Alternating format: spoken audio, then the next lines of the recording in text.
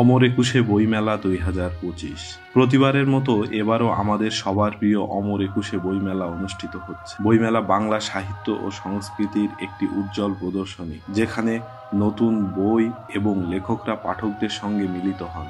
এবারের বইমেলায় 708টি স্টল বরাদ্দ হয়েছে, তার মধ্যে 99টি স্টল রয়েছে বাংলা একাডেমি প্রাঙ্গণে। বাংলা একাডেমি প্রাঙ্গণে এবার বৈষম্য বিরোধী ছাত্র আন্দোলনের একটি সুন্দর স্টল দেখা যায়। এছাড়া বাচ্চাদের জন্য সুন্দর সুন্দর স্টল দেখা যায়। বইমেলায় বিভিন্ন স্টল ঘুরে জানা যায় এবারে তরুণ লেখকদের বই বেশি এসেছে। আজ শনিবার সকালের দিকে পাঠক ও দর্শনার্থীদের সংখ্যা কম থাকলেও বেলা বাড়ার সাথে সাথে ভিড় বাড়তে থাকে। বইমেলার মধ্যে দিয়ে নতুন বইয়ের সঙ্গে পরিচিত হওয়া, লেখকদের সঙ্গী হওয়া এবং সাংস্কৃতিক আলোচনা করার সুযোগ হয়। বইমেলা শুধু বই কেনার জন্য নয়, এটি একটি সাংস্কৃতিক মেলা যেখানে নতুন এবং পুরাতন প্রতিভা একত্রিত হয়। ফেব্রুয়ারি মাস জুড়ে চলবে এ মেলা। প্রতিদিন সকাল 11টা থেকে রাত 8টা পর্যন্ত বইমেলা খোলা থাকবে, তবে শুক্রবার ও শনিবার কিছুটা বেশি সময় ধরে খোলা থাকবে। এবছরে বইমেলায় বই বেচাকেনা সম্পর্কে জানতে চাইলে একজন বিক্রেতা জানান,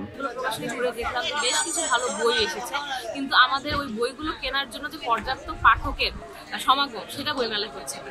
ক্রেতাদের আকৃষ্ট করার জন্য বেশ কিছু পাবলিকেশন নান্দনিকভাবে প্যাভিলিয়ন সাজিয়েছে। অন্যদিকে ছোটদের বইয়ের স্টল ঘুরে দেখা যায় সবগুলো স্টলে ভিড় না থাকলেও ছোটদের কাছে জনপ্রিয় সিসিমপুর স্টলে ভিড় দেখা যায়। এছাড়াও বই মেলায় ছোটদের বিনোদনের ব্যবস্থা ছিল। এবারের বই মেলায় টিভি চ্যানেলের উপস্থিতি ছিল বেশ চোখে পড়ার মতো। সৌরভ দেবনাথ, STV, ঢাকা।